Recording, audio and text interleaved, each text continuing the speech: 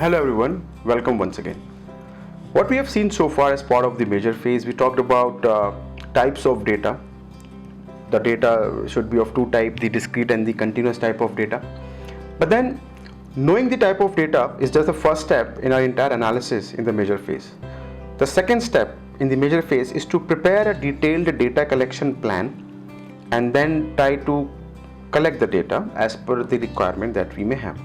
So here in this session, we'll try to understand two things. One is how to prepare a data collection plan, number one. Number two, we'll try to understand what should be the size of the data we are going to gather, which means a sample. So we have to do two things. We have to understand what is called a sample, what should be our sampling strategy, and then we have to collect a sample that should represent the population and put into a data collection plan. So if you look at this slide here, it talks about three things from a data collection point of view. It talks about the data acquisition. How are we going to acquire the data from a population? Which talks about the definition of the process. It talks about the transformation of the data, definition of the process and the transformation of the data. Now transformation means sometime, let's say, the data can come into an Excel sheet. When it comes into an Excel sheet, it's the best thing to have because that's very sorted and clean data. But then data does not always come in that format. Data can come in a video format, or it can come in an audio format, or it can come in a text format, or it can come in a picture format, and you have to put that into a format which can be understood or readable. So it's called transformation of the data. Then business rules apply, like we need to gather data from various pieces or places of the organization. So what business rule do we need to follow? Is there any standard or something? Then we talk about the another category which is called the data integrity. Now that's a very important part. The cleansing of data, which talks about accuracy data and how we are going to monitor that data, as that's the most important part for any data. It should be, when I say integrity, it should be accurate data. Data should not be fudged or manipulated for our own sake. That's a cardinal mistake, a federal crime, if I have to put it that way. And then the third thing we talk about the data collection plan is the data distribution. So how are we distributing the data to the different people, the modes of the distribution and so on. That's from the data collection point of view at a very high level, things that we should take care, we should be able to understand. If you look at this slide, it talks about the process for data collection. What all do we do really in a data collection process?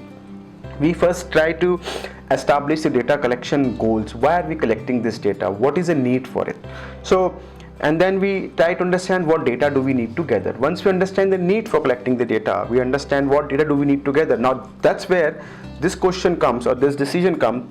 Will it be a discrete data or continuous data? Number one. Number two, we talk here, the data has to come from which part of the process, and what all data we might need to gather. Is the data readily available? Do we need to prepare a data? Do we need to measure it on the go, or a live data we have to measure? So these things we have to understand. Then the second step comes in. Once you have identified which part of the process you will collect data, what data you will collect, and that's when you move to the next step, which talks about develop operational definition and procedures. That's again a key. Operational definition of data will be that you should not be able to measure, you should not be able to interpret a process in more than one way. For example, if I say that the time taken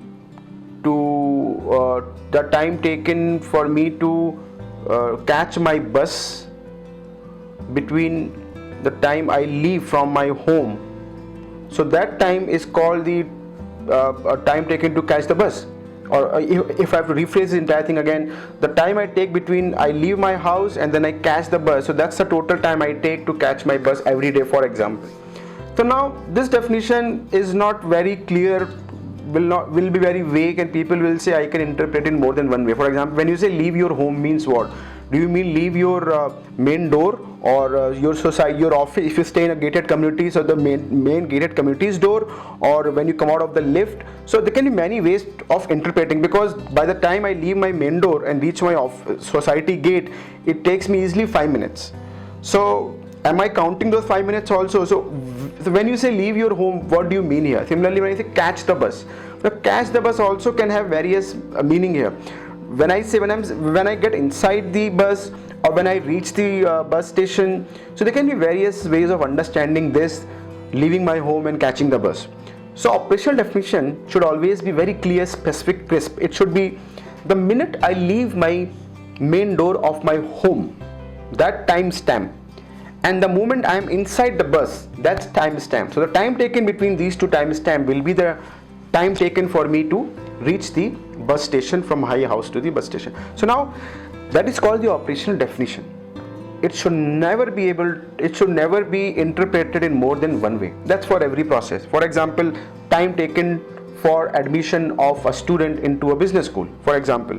Now time taken for admission of a student into business school, one example can be, a vague example can be for an operational definition is from applying in a business school, and then we get the admission. So the time taken between is the total admission time. But then it's very vague here. It does not specify what is the start and end here. So that needs to be specified. The day I fill the registration form in a business school, that day, and the last day when I finally go and attend the business school, or I get a confirmation from the business school that this is your joining date, and I acknowledge and they accept.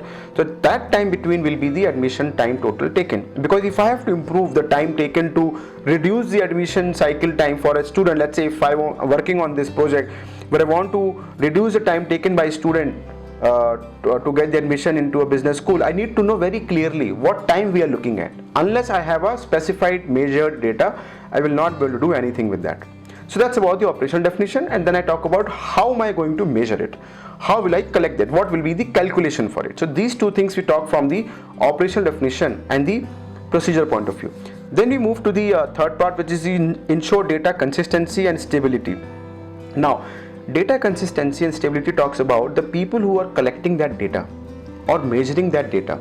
Are they aligned? Do they all understand the process, operational definition and calculation in the same manner? Is there a lot of variation in their measurements?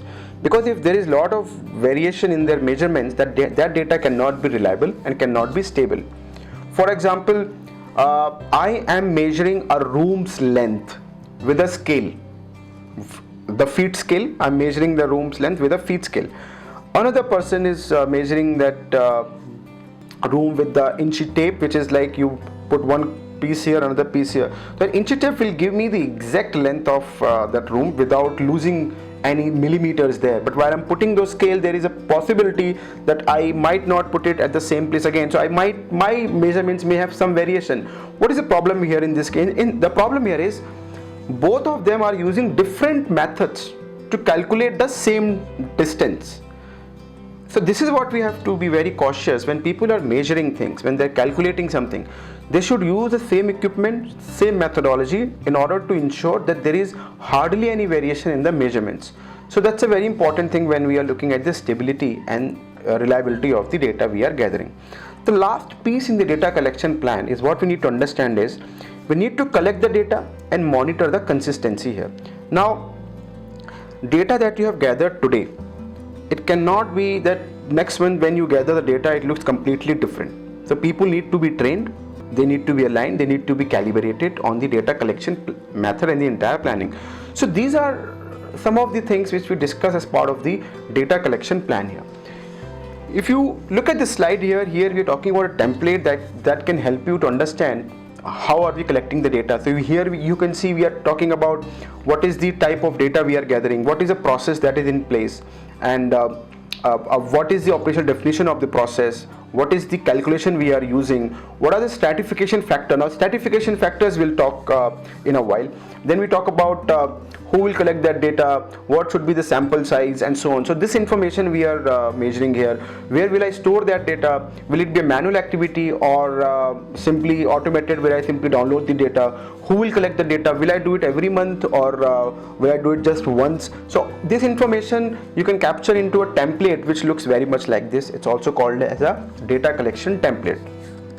So now moving on from where we are right now, we'll talk about the sampling part of it. So now what we have understood so far is that we have two types of data, And in order to analyze the process, we need to collect the data, which is of course an understood thing. And we talked about various elements of the data collection plan: operational definition, alignment of different operators who are collecting that data, calculation, reliability, sanctity of data. This all need to be ensured. But the one question that always comes in: what data do I need to gather, and from where I get that data? So from where do I get that data is nothing but a sample. Now a process will generate tons of data. It will generate a data for a lot of years in the past. Many years the process would have been existing. But will you be looking at a data of all those years? Practically not possible. Number one, that you first of all you may not have the data. Number two is the data may not be reliable. People would have gone, new people would have come. They may have different way of understanding the data, or collect or looking at the data or measuring the data. Number four, maybe different systems would have been there in the past. Each system would have produced different type of data. So we call it the entire population. Population is since when the data starts existing, since when the process takes birth, data starts getting generated till today. That's the entire population. Can we use entire population for our analysis? Practically not possible in terms of time, in terms of resource requirement, in terms of budget requirements. We simply cannot afford that. So what we do is we take a small part of that entire population, which we call as sample, and that sample we analyze. At that basis on that sample, we try to infer the characteristics or the behavior of the entire population. So that is why the statistics that we'll cover today is also called as inferential statistics, because inferential means infer the behavior or characteristics of a population from a small sample. So that is why the sampling becomes a most important activity in statistics or in the Lean Six Sigma, because that sample will determine the success or failure of your project. Because based on the sample, you will understand the current state of the problem and the process. Then you will determine the root causes. Then you will determine the solutions, and then you will recommend solution and implement them also. Everything is based on a small sample. So that sample is the most critical piece as of now, which we are going to study in the major phase. Entire statistics is based on the sample. Now that sample will be either discrete or continuous or a combination of both type of data. So let us try to understand how do we need to collect samples. If you look into the screen here, it talks about sampling. Sampling, it's not always possible or feasible to obtain data from entire population, as we just talked about here. Sampling provides a statistical alternative to collecting all the data here. If you look into this slide here, in this slide particularly talks about a representative sample. What is a representative sample? For example, if I have to talk about India as a country, and can I say that New Delhi, or Delhi for that matter, does it represent the entire India, its ethnicity, its caste, creed, gender, religion, food habits, cultural? Answer may be no, or answer is a definite no. Delhi as a sample, now Delhi has around, let's say, 3 crore population. India has around 140 crore population. So Delhi can be considered a sample of India. Yes, definitely it can be considered a sample. But does Delhi represent the Indian population entirely? Answer is no. Why answer is no? Because the sample in Delhi is a very specific sample coming from a specific region, while India is very varied in nature. So Delhi does not take into account the various parts of the Indian population. So we need to collect a sample that should represent the entire India and its population.